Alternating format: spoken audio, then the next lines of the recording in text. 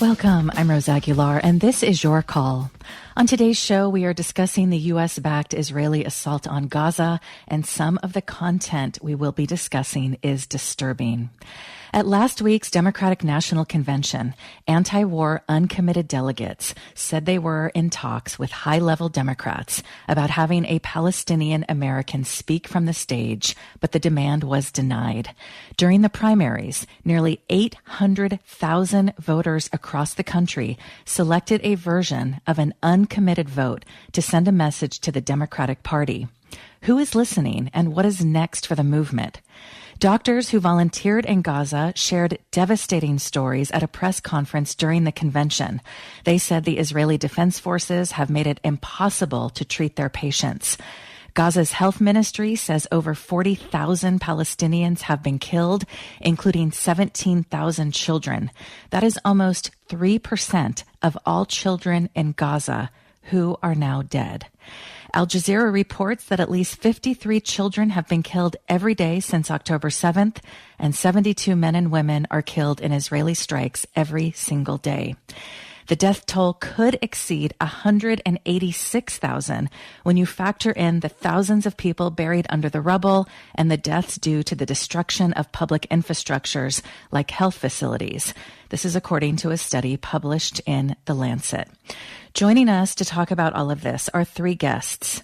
Layla Elabed is co-chair of the Uncommitted Movement. She attended last week's convention and press conference. Before a rally in Detroit, Michigan earlier this month, Layla Elabed briefly met with Vice President Kamala Harris, urging her to support a ceasefire and an arms embargo. The Vice President agreed to a meeting. Layla is also an organizer with We the People in Southeast Michigan. More than 100,000 Michigan Democratic primary voters cast ballots for uncommitted. Reuters reports that Biden won Michigan in 2020 by only 154,000 votes. Biden was beaten by the uncommitted vote in Dearborn and Hamtramck, where Arab Americans make up close to half the population. Hi, Layla. Thank you so much for joining us. Hi, thank you for having me on. We're also joined by Dr. Thayer Ahmad, a board-certified emergency medicine physician in Chicago and a Med Global board member who volunteered in the Nasser Hospital in Khan Yunis in January with Med Global. That's a humanitarian charitable NGO. In April, Dr. Thayer Ahmad walked out of a meeting with President Biden and members of the Muslim American community. He was the only Palestinian American in the room. He gave President Biden a letter from Hadil, an 8-year-old orphan who is in a camp in Rafah. The letter begged President Biden to ensure there was no invasion of Rafah by the Israelis. Hi, Dr. Ahmad. Thank you for joining us. Thank you for having me. Dr. Tanya Haj Hassan is a pediatric intensive care and humanitarian doctor who has also volunteered in Gaza. At the press conference during the convention, Dr. Haj Hassan described holding the hands of dying children, taking their last final gasps with no family alive able to comfort them. There is a term for wounded children arriving alone in hospitals because it is now so common. Wounded child, no surviving family. Hi, Dr. Haj Hassan. Thank you so much for joining us. Thank you for having me. Layla, let's start with you. We talked about what happened at the convention last week. Can you give us a sense of what happened behind the scenes? That the Uncommitted Movement was in talks with high-level Democrats about having a Palestinian American speak, but the demand was ultimately denied. Can you just tell us how this all went down? Yeah, I mean, this is something, within our movement, we have movement demands and we had our DNC demands because our movement earned almost 800,000 uncommitted voters who then elected 30 uncommitted delegates in states that won delegates to represent those voters. So these were uncommitted delegates elected by Democratic voters. And so our DNC demands were that we wanted a space within the DNC to hold our vigils and our press conferences. We wanted to be able to have credentials for our uncommitted team to support those 30 uncommitted delegates. And we also wanted a speaker. We petitioned for that speaker to be Tanya Haj Hassan, who has no political agenda, but is a doctor that can speak to that very human impact of our U.S. policy decisions, as she has treated the men, women, and children who have been suffering through the Israeli assault on Palestinians. And we also asked for speaking time for a uncommitted leader or an uncommitted delegate or even a Palestinian American. And behind the scenes, so they've known about these demands, these specific DNC demands, besides our movement demands, which is not another bomb, which is a policy change that ends the killing and occupation of Palestinians. And so we've submitted these demands, 2 months prior to the Democratic National Convention. And, when Biden was at the top of the ticket, we weren't getting a lot of headway in those conversations. And so with the shift from Biden to Harris being on the top of the ticket, it did open up opportunities to have those conversations with leaders within the Democratic National Convention, as well as Harris campaign staff. And, we were just even days before the Democratic National Convention, I met with DNC staff who, said they were working with the campaign team and they were working with the DNC programming to kind of meet as many of our requests and demands that our movement was making.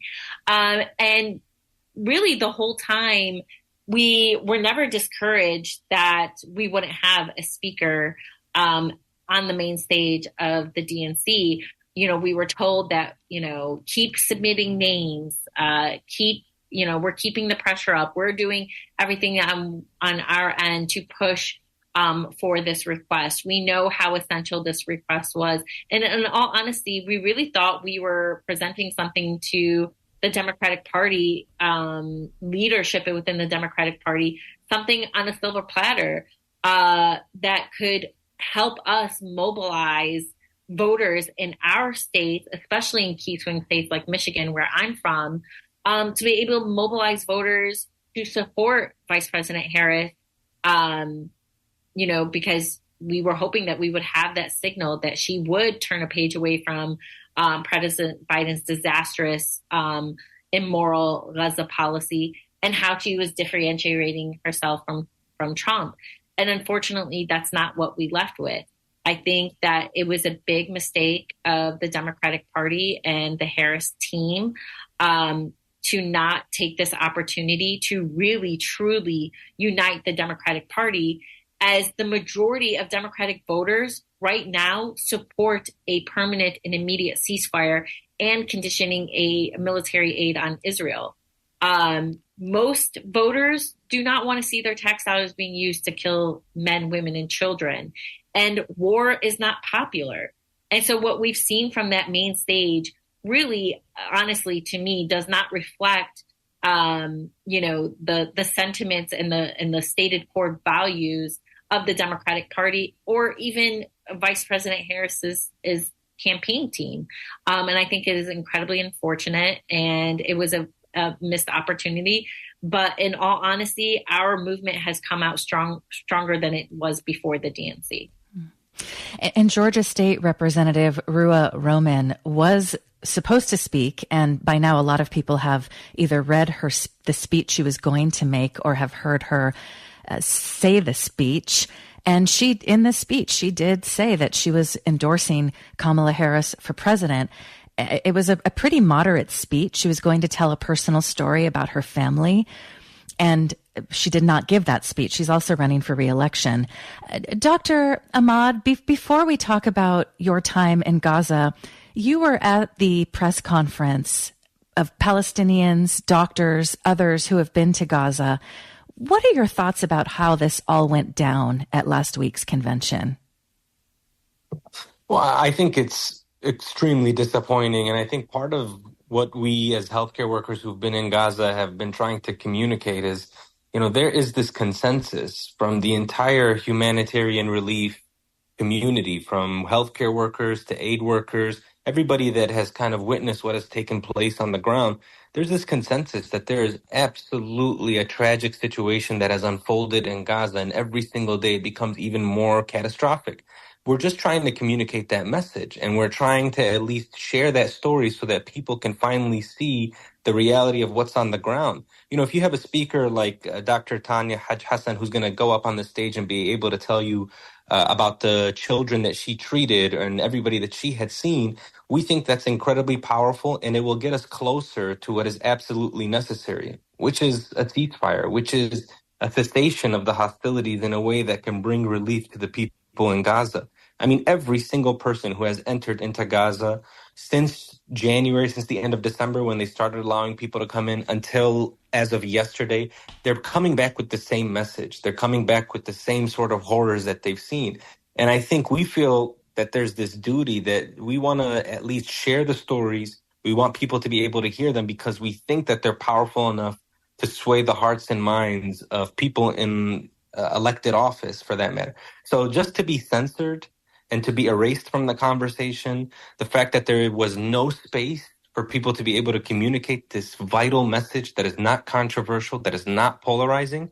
I mean, it was extremely unfortunate. It was very disappointing. And I don't think people realize, that this is continuing to contribute to this sort of catastrophe that's unfolding. If people don't know about it, how can we step up and get an end to this? If people are not familiar with what's happening on the ground, if they don't hear the intimate details that we want to share, then how can we develop that momentum to bring an end to the horrifying things that are taking place? Dr. Haj Hassan, what would you like to add?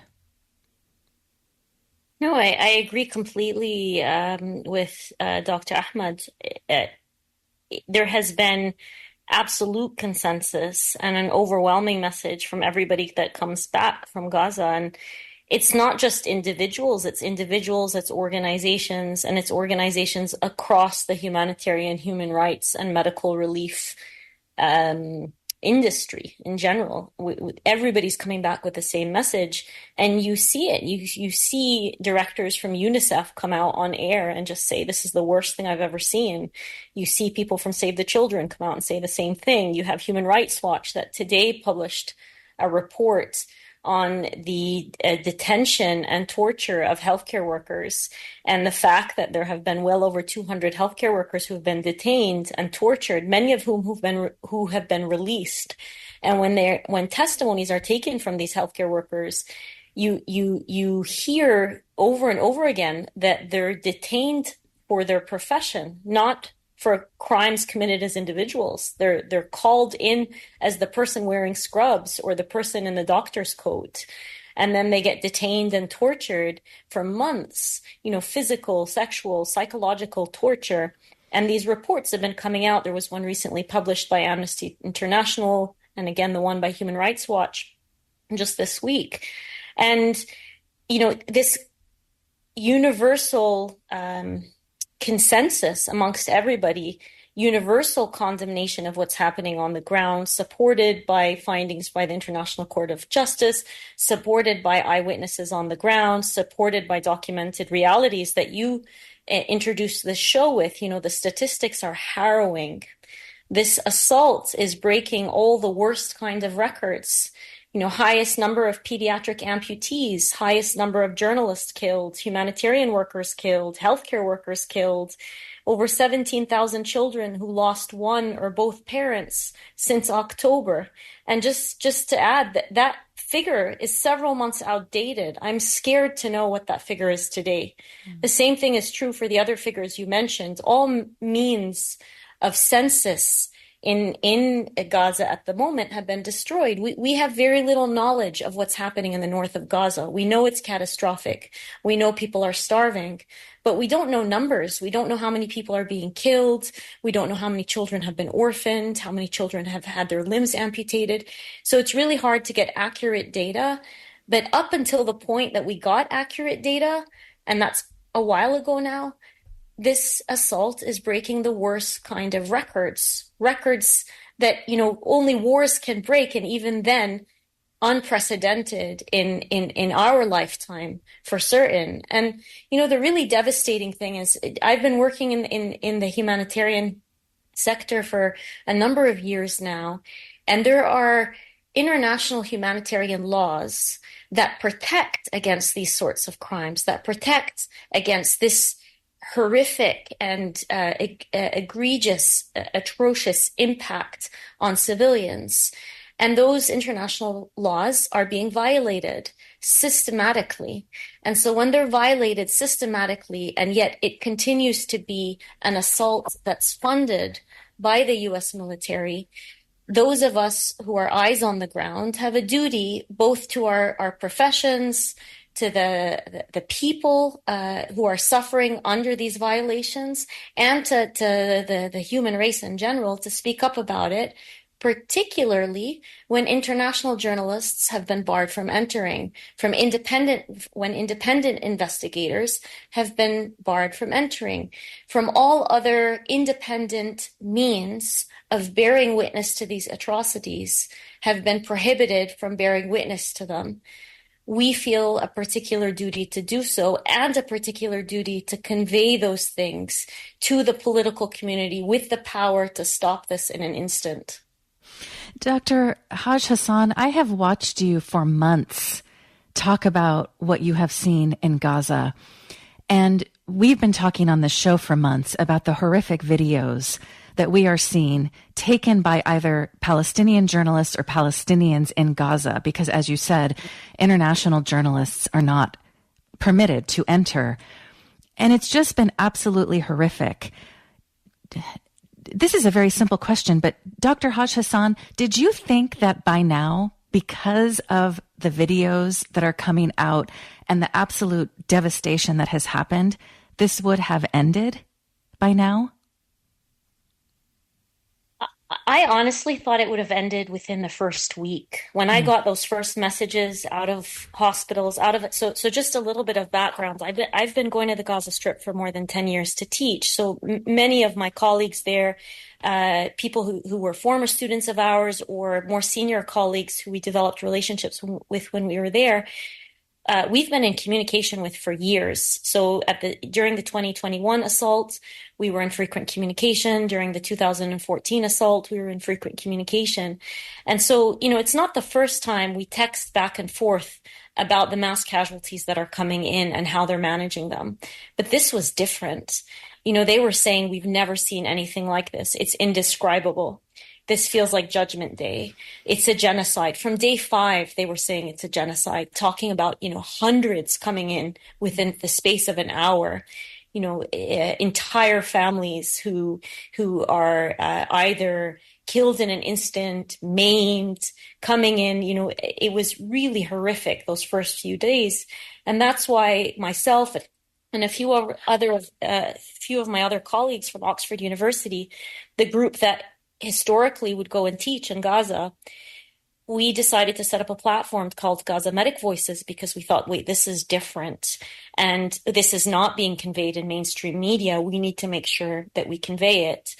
And so we did through this platform. And I remember within that first week, and if anyone listening to this goes to those platforms on Instagram or on Twitter, it's called Gaza Medic Voices, and scrolls to the very, very beginning, that first week, we're talking October 9, 10, 11, 12, 13, and looks at the messages we were receiving from healthcare workers at that time. You would have never imagined that the world would have allowed this to continue for 10 months.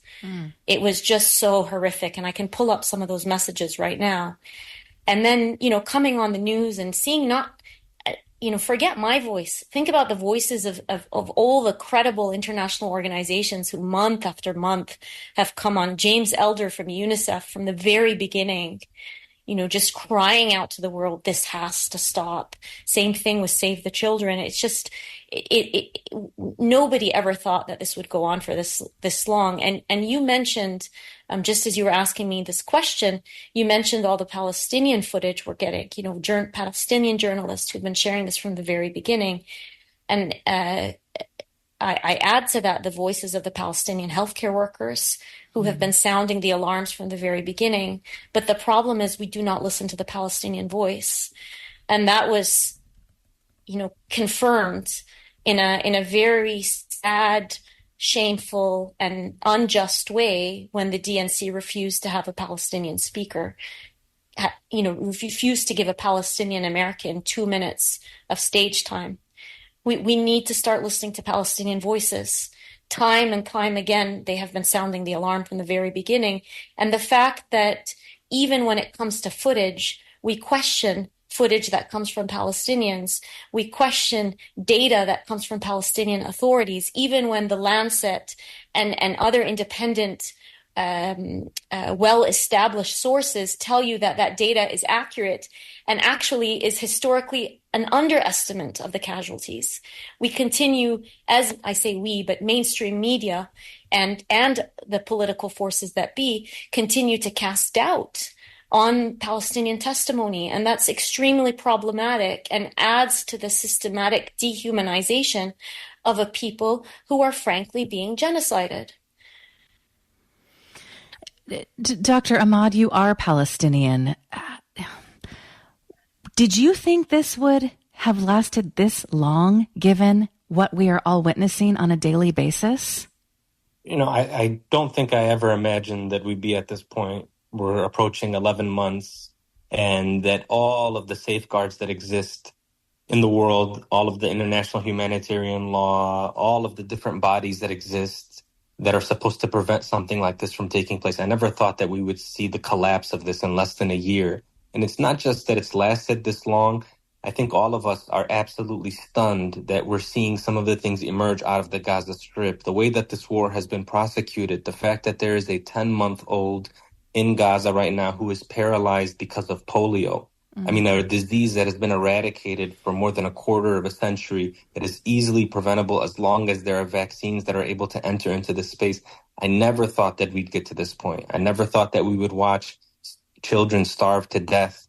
You never imagined that we would get to a point where all of the Gaza Strip has been displaced multiple times. It's truly unfathomable the way that this war has been prosecuted and the devastation that we've seen.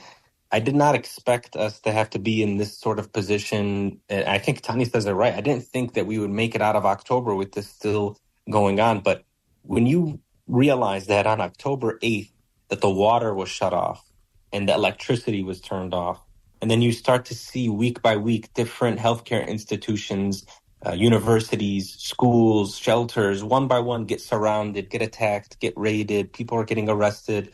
The fact that we've gotten to this point right here, I just don't know even how we recover from this. I don't know how we recover as a society. I don't know how we recover. The international community recovers from this. I mean, it's the evidence is there. The videos have emerged. I think if anybody was, really wanted to figure out what was taking place, they could. But instead, what we've seen a double standard when it comes to the Gaza Strip. We've seen the fact that there is no such thing as like a moral or principled approach when it comes to upholding the letter of the law when it comes to international humanitarian law or human rights. And, for us to be at this point, we want a war. We want the ceasefire to take place as soon as possible. Everybody's desperate for that. But this idea, people are talking about the day after, and I think, Dr. Tanya alluded to this, but everything that we know that's emerging from the Gaza Strip, all the information that we have, it's sort of a glimpse. We know that many of the things that we're hearing about the casualty count or the injured or the resources that are available, we know that it's probably worse than it is. And you cited the Lancet article that came out a couple of months ago. So when the dust settles and we do get access and there is aid entering, I think we're going to be devastated by what we find out. I think that the numbers are going to be astronomically higher. And you start thinking about, well, if the day after looks like the day before, even if the war is over, then many more people will still die. If the fact that we still can't bring in aid into the Gaza Strip without some sort of blockade that's in place, innocent people will die. And the other thing I'll say is, one thing that really got to me and really affected me was there's a story that came out today about an elderly woman named Fatima. She's an 86-year-old, and she survived the Nakba in 1948, that massive displacement that took place to many Palestinians. And she ended up in the Gaza Strip. She died today in a tent in Gaza. And, I think that just tells you just how horrifying and tragic the situation is. It's just what the Palestinian people in Gaza have been through over the last 11 months. I don't know how the world can recover from this. And I don't know, where we go from here, but I just hope that it stops sooner rather than later. Layla, what would you like to add? As I'm hearing from Dr. Thaed Ahmed and Dr. Tanya Haj Hassan, it brings me back to one of the press conferences that we had during the DNC and how it was really devastating to hear the stories that they shared. And I kept thinking that, I really hope that the right people are listening to this press conference, or that this press conference and the words that were spoken here reach the people that need to hear this, the policymakers and the lawmakers. Because absolutely right. I don't know how we as a country and we as just globally are going to recover from, our complicity in, Netanyahu's collective punishment of Palestinians. But not only that, our complicity in our apartheid and occupation that Palestinians have been surviving the last 76 years.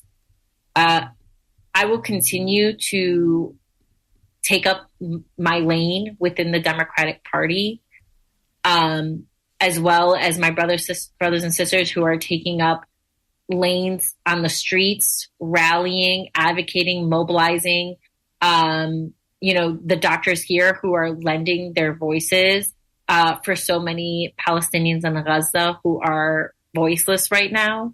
I will take up this lane in order to push our movement demands, because it is what most Democrats want.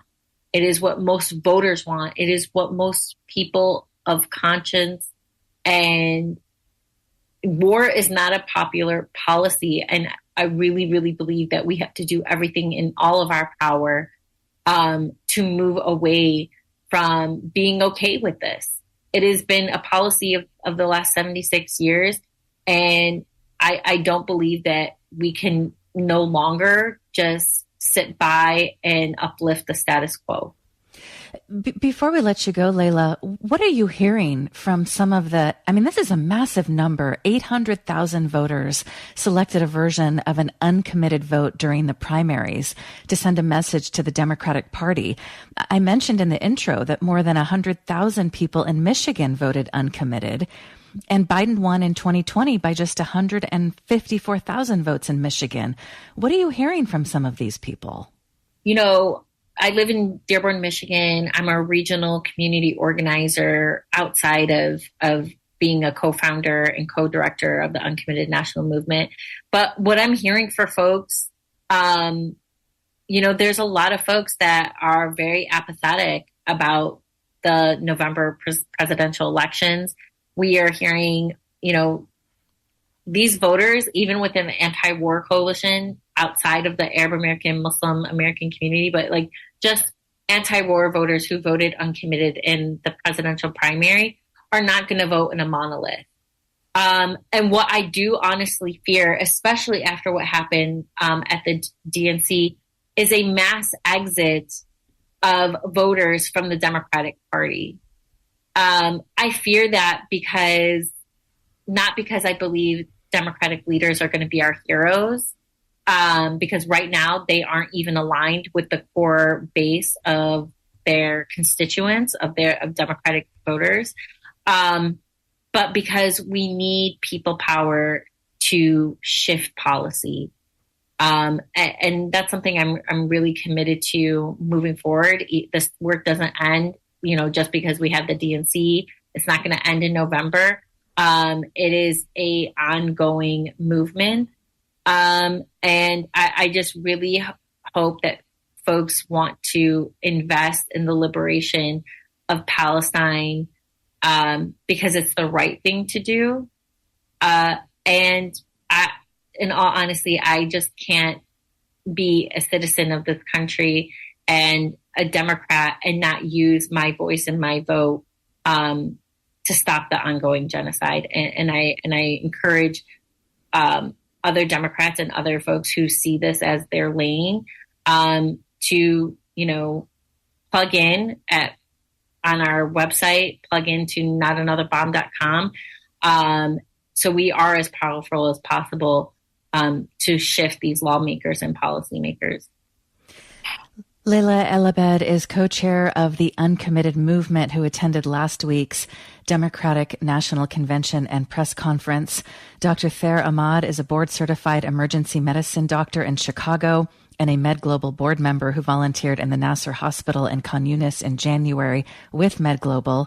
Dr. Tanya Haj Hassan is a pediatric intensive care and humanitarian doctor who's volunteered in Gaza and, as you heard, has been involved in training doctors in Gaza for many, many years. She and her colleagues started Gaza Medic Voices.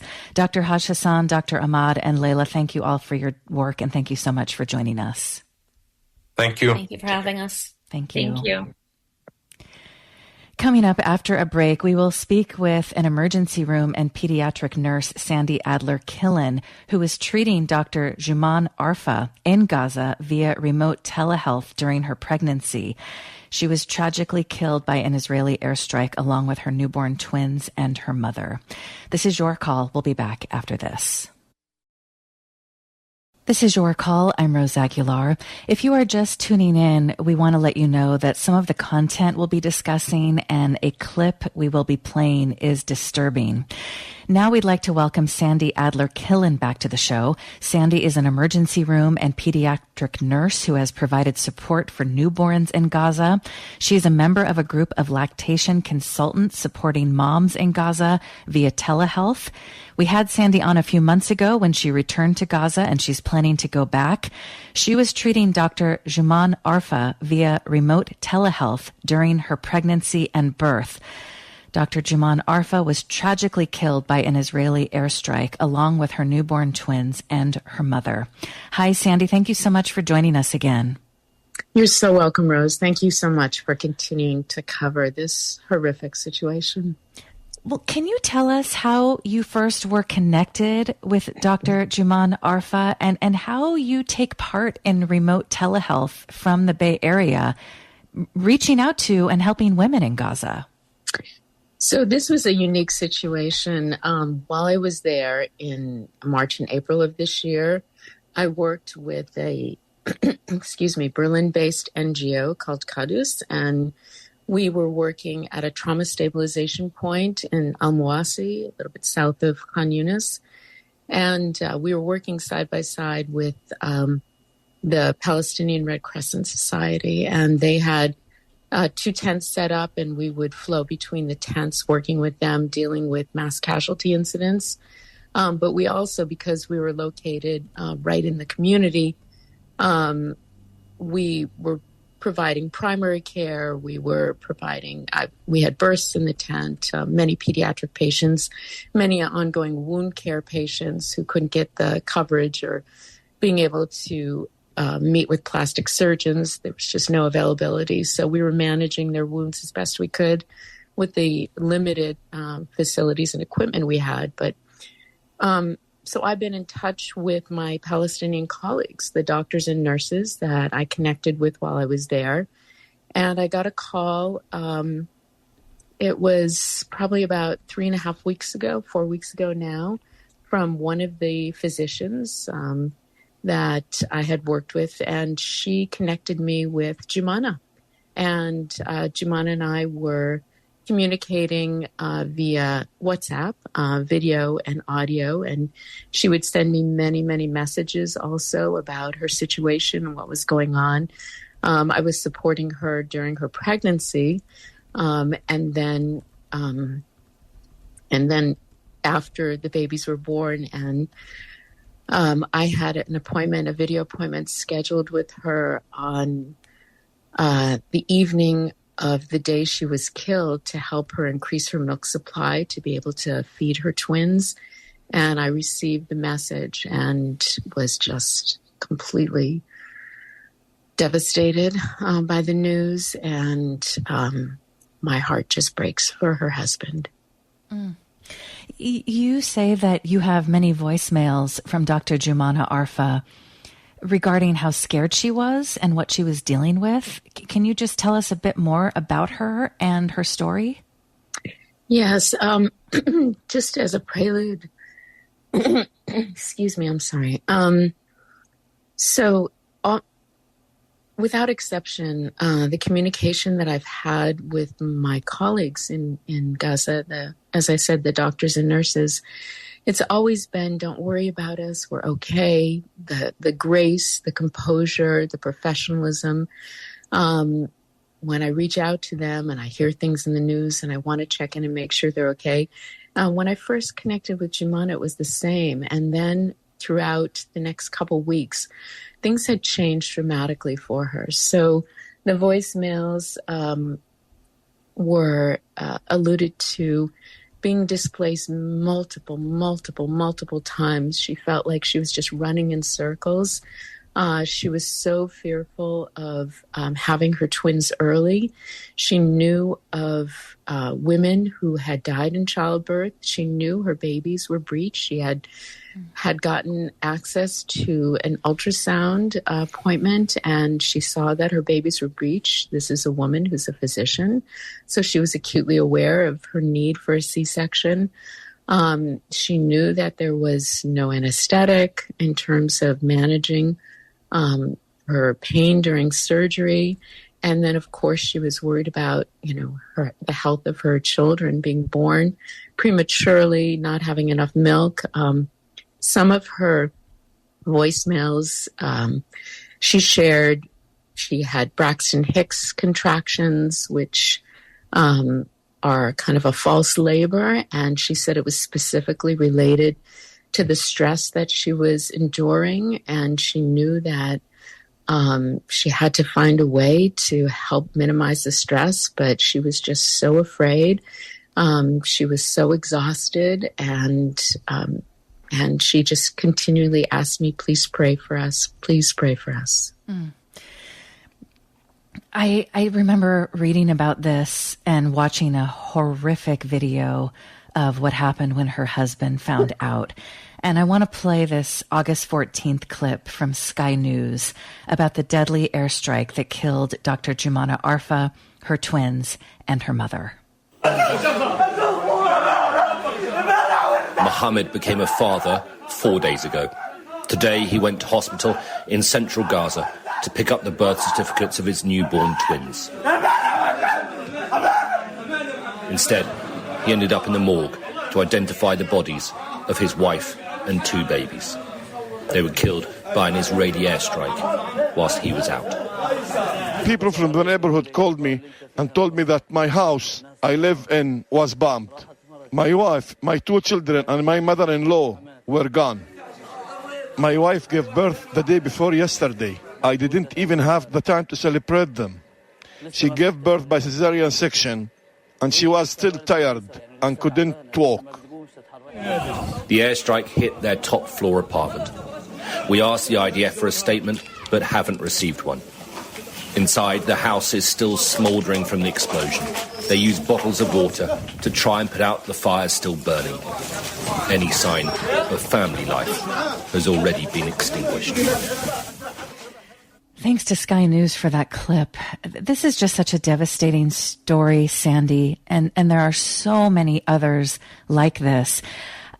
You have to think, what has happened to her husband? How is he dealing with all of this? I mean, are you in touch with anyone who is connected to him?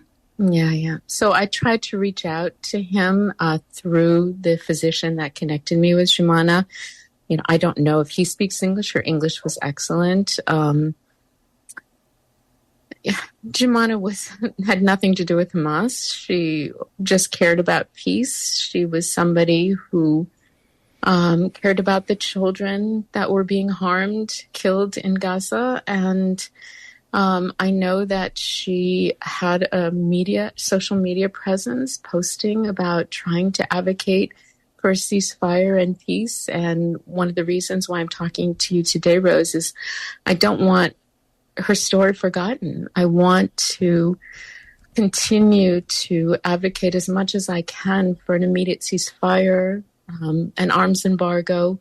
We must stop this indiscriminate, this killing of so many innocent people that I saw with my own eyes while I was there. And then, of course, the situation here, it's beyond horrific. And I have no idea why her apartment was hit. It was a direct hit to her apartment, and where she was recovering from her birth. She had sent me pictures the day they were born of her and her babies.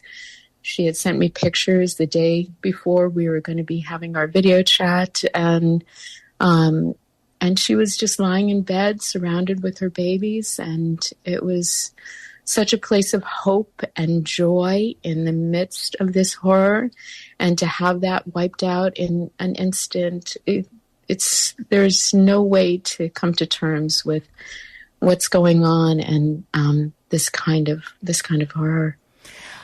I actually found her Facebook page, and on August 10th, she posted new twins with hearts around their names, Asser and Isel. I want to ask you the same question I asked our previous guests, Sandy. Given that we are seeing such horror unfold before our very eyes, thanks to the Palestinian journalists on the ground, the hospital staff who are videotaping this. I mean, I can't even imagine being the person behind the phone who's videotaping Dr. Jumana's husband as he just screams in horror. Did you think that this would have ended by now, given that the world is seeing this unfold before our very eyes? Well, I know, Rose, that while I was there, everybody thought that it would. This was back in March, April. Because you saw this in person. Yes, all of my Palestinian colleagues there, amazing, beautiful human beings. They were just in disbelief that it was going on. They said, we never imagined it would continue. And of course, as we know, with the closing of Rafah, things have even gotten worse. I know I'm planning on returning in about a month or so to focus on infant feeding and nutrition. And,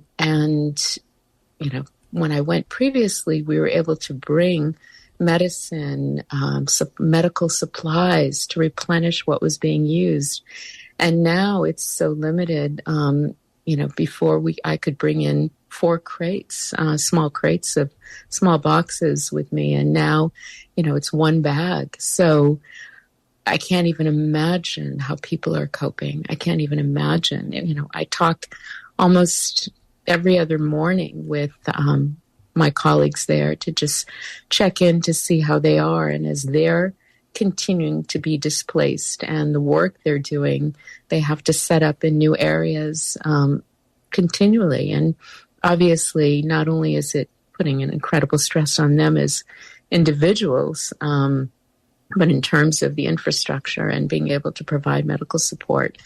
Yeah, I know, of course, none of us imagined. I thought there was going to be a ceasefire when they first talked about it before I went in March. And at this point, and I did want to just share, I was very, very hopeful I know it was alluded to and discussed in the previous segment about the recent DNC. And I was so incredibly disappointed that the Palestinian representatives were not given a voice, were not given an opportunity to speak even for a moment or two. To me, not only is that not being compassionate, but it's also, to me, I don't think it's politically smart. You have a whole community of not only Palestinians, but people in this country that are working so hard to advocate for peace and an immediate ceasefire, whose voices are not being heard. So, yeah, so much of this, of course, doesn't make sense to any of us here and any the Palestinians there. We're speaking with Sandy Adler-Killen, a Bay Area emergency room and pediatric nurse who is providing support for newborns in Gaza. She was in Gaza earlier this year and is planning to go back. I want to play one more clip that really just speaks to what children are dealing with in Gaza. This is Sky News. They tell the story of Reem, a 5-month-old who lost her entire family. In this clip, you will hear from Dr. Ahmad Al-Farah, a pediatrician. Reem will never know her parents. They were killed in another airstrike, leaving the 5-month-old an orphan.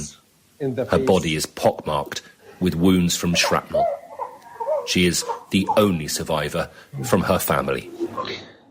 She's refused any kind of feeding. This is one of the very sad and catastrophic story we have ever seen in this war. A lot of these sad stories nowadays. For now, Reem is in the arms of her aunt, but the doctors are desperately trying to find a surrogate mother to breastfeed her before she gets any weaker.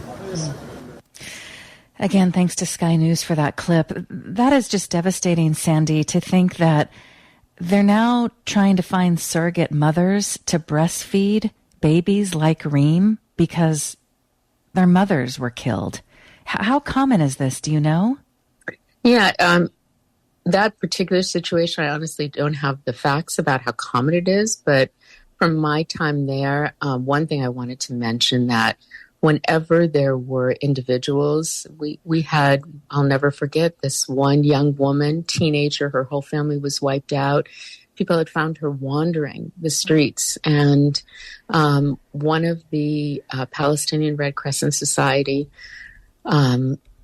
workers took her in, a stranger, even though they had obviously a lack of food and water and resources. But the people there, they take care of each other. I'm working, besides what I'm doing in terms of my own connections, I'm working with a community of lactation consultants that they're based in the UK that have set up a system where there's a team of community health workers that we interface with the staff at the hospital and the current NICUs and labor and delivery. I think there's one L&D hospital now functioning. And so we provide support for them to instill that these babies are getting nutrition, whether when I was there previously, I brought over 30 manual breast pumps that I delivered to Al-Aqsa and Emiratis hospitals, the 2 operating NICUs at that point. And I have 2 cases with me that I'm planning on bringing back when I go to be able to continue to support milk production there in an area where there's a lack of formula, there's a lack of resources. So this situation, in terms of infant feeding, we have in the NICU, I saw there were 5 newborns in an incubator. There just are not resources. There is not facilities. There is not sufficient equipment, supplies. Many of these babies are dying of malnutrition. And of course, it's challenging, but we're doing what we can from afar. I should also say we didn't have time to ask Dr. Thayer Ahmad about this, but in other interviews, he said that, and other doctors have said that the good people of their states have donated so many desperately needed supplies, but they were not allowed to bring them in. Final thoughts, Sandy, given that you saw this, you were in Gaza treating patients, you're going back. What else do you think is missing? For those who are not seeing the videos on a regular basis, what else do you think is missing from the media coverage we're hearing about? What is actually happening to Palestinians who are having to deal with bombs and gunshot wounds and an infrastructure that just can't handle all of this because it's been devastated? Right. There's so many interviews that have been done, so many incredibly articulate people, much more knowledgeable than I have spoken about this issue, Rose. I think, just in terms of my own personal opinion, I think that for so long, historically, There's so many populations in this world that have been marginalized, that have been seen as lesser than, and so for me, I think a lot of people feel separate still from the Palestinian community, and I know for myself, having had experiences, I had been in the West Bank prior to October 7th, and just the love and connection and caring and the warm-heartedness and the humanity of the Palestinian people is just incredible. I mean, again, you'll see it in many communities in the world, but this particular one just touched me so deeply, and I feel such an amazing, I feel like they're my family. They're my brothers and sisters. And I think until we all together realize that, they're not, they are us, there is no other, there is no stranger. And I think that's the only way for us to realize that we must continue to pressure and advocate for an immediate ceasefire, and we must pressure for an arms embargo, even if temporarily it's conditional. But it has to stop. We must have a respite. We must have a break. Sandy Adler-Killen is a Bay Area emergency room and pediatric nurse who provides support for newborns in Gaza. She's a member of a group of lactation consultants supporting moms via telehealth. Sandy was in Gaza earlier this year and plans to return. Sandy, huge respect for the important work you do, and thank you for joining us. We'd love to have you back once you return. Thank you. Thank you so much, Rose, for your time. Thank you. Thanks to Kevin Vance for engineering our show, and thank you so much for joining us. I'm Rose Aguilar. It's your call.